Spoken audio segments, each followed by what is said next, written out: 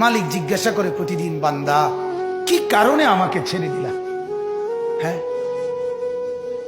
রাত 12টা বাজে তুমি ঘুমায় গেলা, মা ঘুমায় গেল, বাপ ঘুমায় গেল, বিবিও ঘুমায় গেছে, পাড়া পড়শি ঘুমায় গেছে।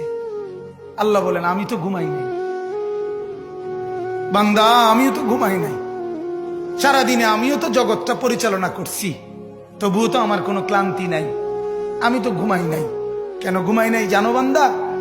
রাতের 2টা বাজে যদি তোমার পেশাব করতে হয়, রাতের 3টা বাজে যদি তোমার দরজা খুলতে হয়, তখন যদি তোমাকে উঠতে হয়, আর আমি যদি ঘুমায় যাই বান্দা, তোমারে চোখ মেলে দিবে কে?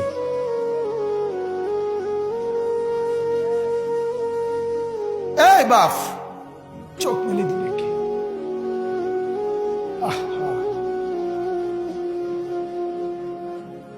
আল্লাহ আমাদেরকে মাফ করে। কোরআনুল কারীমের মধ্যে আল্লাহ তাআলা বলছে, ওয়া হুয়াল্লাযী ইয়াতাওয়াফফাকুম বিল-লাইল।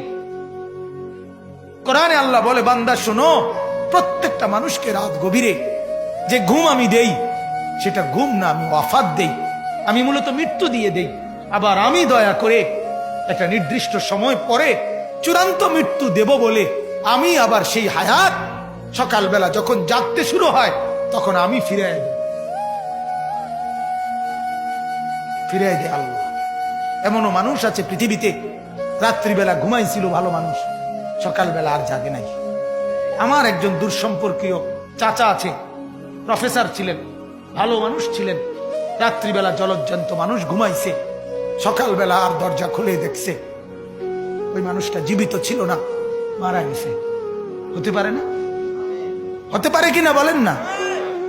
তাইলে বছরের পর বছর, মাসের পর মাস, এই বাপ, বাহিরের কারো চিন্তা করে বাদ দেন। আপনারা যারা বসছেন, আপনাকে বলছি, আপনি কষ্ট করে বসছেন, রাতের 12টা বাজে, রাতের 12টা বাজে, এত কষ্ট করে বসছেন, বিনিময়ে একটু ভাবেন, একটু ভাবেন, অনুরোধ আমার, একটু ভাবেন।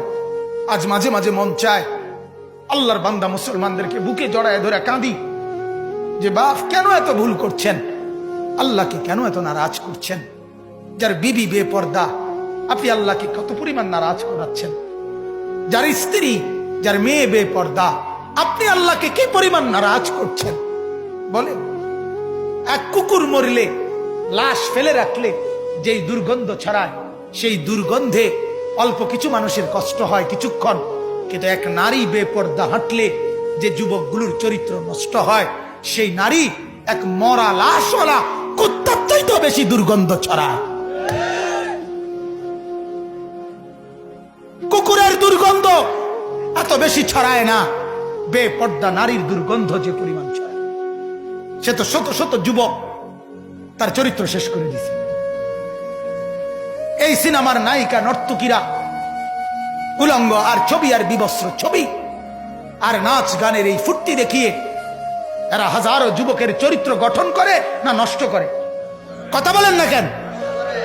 এজন্য আমার শায়েখ আল্লামা মুফতি মুশতাকুন নবী সাহেব বলে, হাজারো মানুষের জীবন নষ্ট করে যে, এজন্য তার জীবনে কখনো সুখ ধরা দেয় না। এজন্য এই পৃথিবীর জরিফ এটা, আপনি জরিফ চালাইয়া দেখেন, যত সিনেমার নায়ক নায়িকা, এদের জীবনের মতো দুঃখী জীবন, ব্যক্তি জীবনের মতো কষ্টের জীবন আর কারো নাই। আপনি খবর লাগান, আপনি খবর লাগান, এদের মতো লাঞ্ছনা। কারণ হাজারো যুবককে নষ্ট করছে এই হাসি দিয়া, অথচ এই হাসি তার মূলত আসল হাসি না।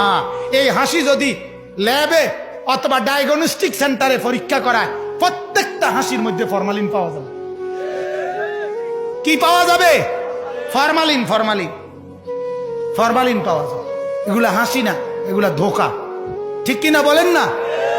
এগুলা ধোকা। আল্লাহ আমাদেরকে বুঝার তৌফিক দান করুক।